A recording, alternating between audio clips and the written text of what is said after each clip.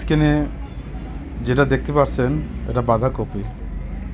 আমরা এখন বাঁধাকপি কুচি কুচি করে কেটে আলু, পেঁয়াজ, মরিচ যা যা লাগে আর কি সেটা দিয়ে চপ বানাবো।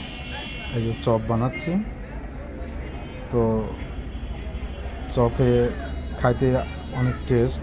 অনেকেই বাঁধাকপি খায় না, তো প্রসেসিং করে এভাবে খেলে খাওয়া যায়। ছোটো বাচ্চারা দেখবেন যে বাঁধাকপি রান্না করলে খেতে চায় না, তাদেরকে এরকম আলু চপ বানাই দেন, ঠিক আছে? চপগুলো খাইতে অনেক মজা। দেখুন অনেক ফুলকো ফুলকো হয়েছে, লাল লাল হয়ে উঠছে। পরে আরেকটা দিচ্ছি, আরেকবার। অনেক মজা লাগছে।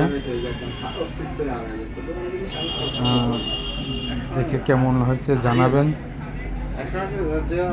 ভালো লাগলে লাইক, কমেন্ট, শেয়ার করবেন।